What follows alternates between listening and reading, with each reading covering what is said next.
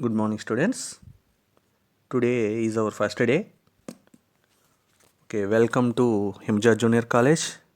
And first of all, I congratulate you for choosing Himja Junior College.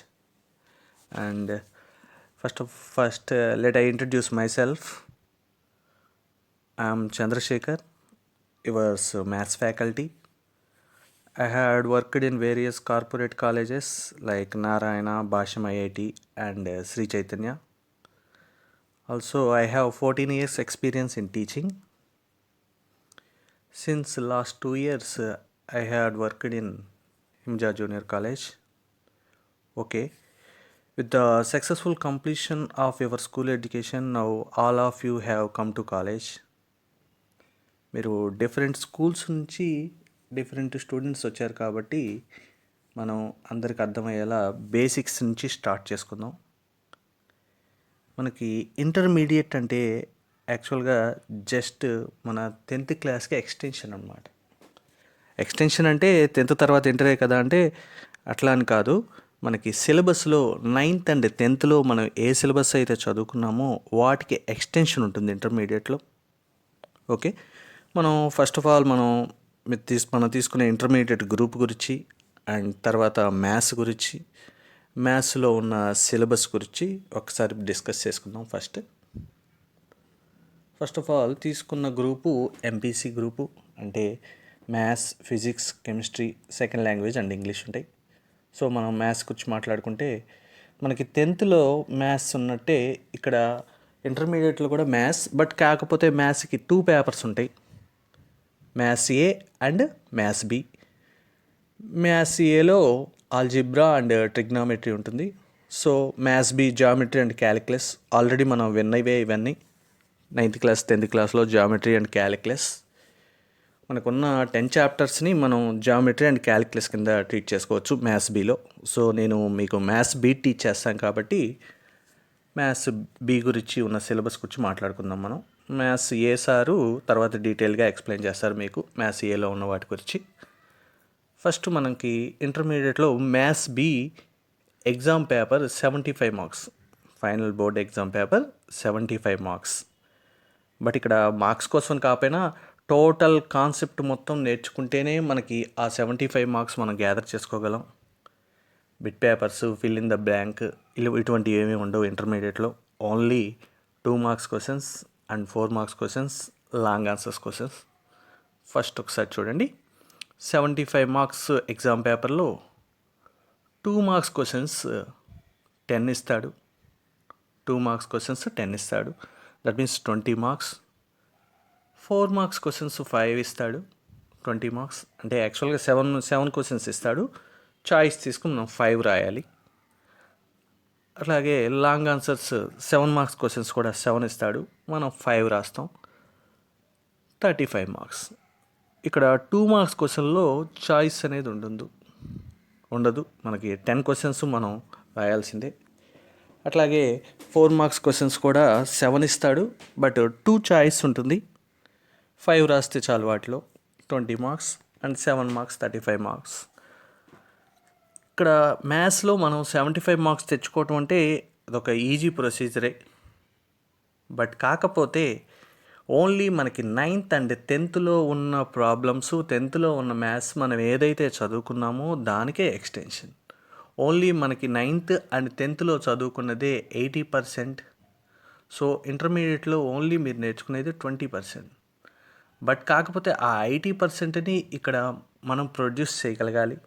ఆ వచ్చిన concept అంతా ఇక్కడ మనం ఇవ్వగలగాలి వీటిలో, పేపర్లో. ఓకే, ఒకసారి మ్యాథ్స్ బిలో ఉన్న సిలబస్ గురించి డిస్కస్ చేసుకుని ఆ తర్వాత బేసిక్స్ నుంచి మనం క్లాస్ స్టార్ట్ చేసుకుందాం.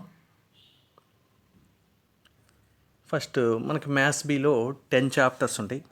ఆ 10 చాప్టర్స్ని మనం కోఆర్డినేట్ జామెట్రీ అండ్ క్యాలిక్యులస్ కింద డివైడ్ చేసేసుకోవచ్చు.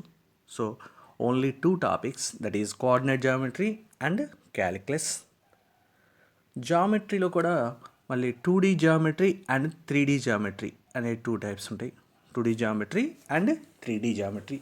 First 4 chapters 2D geometry, next 3 chapters 3D geometry, and last 3 chapters వచ్చేది calculus. So 4, 3 and 3 10 chapters geometry and calculus. So ఇక్కడ మెయిన్ మనం గుర్తుపెట్టుకోవాల్సింది ఏంటంటే ఇంటర్మీడియట్లో ఓన్లీ ఒక నేర్చుకోవటం అనేది ఒక 10%, 20% మాత్రమే జరుగుతుంది. ఆల్రెడీ ఉన్న బేసిక్స్ మనకి 9th, 10th ఉన్న బ్యాలెన్స్ మాత్రం అక్కడ ఉన్న బేసిక్స్ మాత్రమే మనం ఇక్కడ ప్రొడ్యూస్ చేస్తాము. సో ఆ బేసిక్స్ కోసం మనం ఇక్కడ 3 క్లాసెస్ మనం చూసుకుందాం. ఆ తర్వాత రిమైనింగ్ చాప్టర్స్లోకి మనం ఎంటర్ అవుదాం. ఒకసారి ఆ చాప్టర్స్ కూడా సార్ రాసుకొని దాని తర్వాత నెక్స్ట్ మనం బేసిక్స్ స్టార్ట్ చేసుకుందాం. ఫస్ట్ చాప్టర్ చూడండి. This is locus, transformation of axis, straight line and pair of straight lines. So ఈ 4 చాప్టర్స్ని మనం 2 డైమెన్షనల్ జియోమెట్రీ కింద ట్రీట్ చేసుకుంటాం. 2 డైమెన్షనల్ జియోమెట్రీ ఆల్రెడీ మనకి తెలుసు. 2 డైమెన్షనల్ జియోమెట్రీ అంటే పాయింట్ ఎక్స్ కామా వై అనే పాయింట్ ఉంటుంది. ఆ పాయింట్ మధ్య డిస్టెన్స్ 2 పాయింట్స్తో ఈక్వేషన్ కనుక్కోవటం అది. అదే 5, 6, 7 3 dimensional coordinates, DCs and DRs the plane. ఇక్కడ 3 డైమెన్షనల్ జియోమెట్రీ అంటే x comma y comma z. దీన్నంతా 3 డైమెన్షనల్ జియోమెట్రీ అంటాం. 8, 9, 10 చాప్టర్స్ వచ్చేసరికి మనకి క్యాలిక్యులస్ అంటాం వీటిని. అంటే ప్రాబ్లమెటిక్ పార్ట్ కొంచెం ఎక్కువగా ఉంటుంది దీంట్లో. ఇవి జియోమెట్రీ థియరిటికల్ పార్ట్ ఉంటుంది.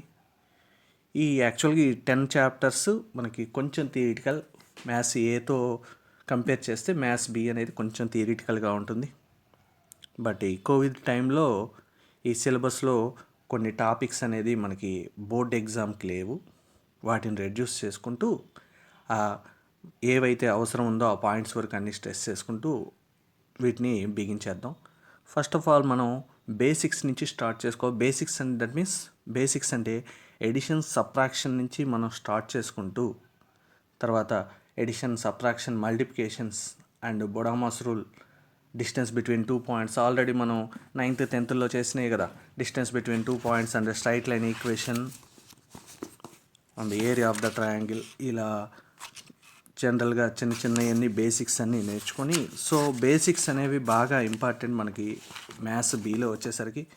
మీకు నెక్స్ట్ ఇంటర్మీడియట్లో మీరు నేర్చుకునే సమ్ములో ఇక్కడ ఇంటర్మీడియట్లో అంతా ఒక ప్రాబ్లం అనేది మిస్టేక్ అయింది అంటే ఇంటర్మీడియట్లో నేర్చుకున్న దాంట్లో మిస్టేక్ అవ్వదు. ఎందుకంటే అక్కడ ఉండే ఒక్క ఫార్ములా ఇంటర్మీడియట్లో మనం నేర్చుకున్న ఒక్క ఫార్ములా మనం అప్లై చేయగలం.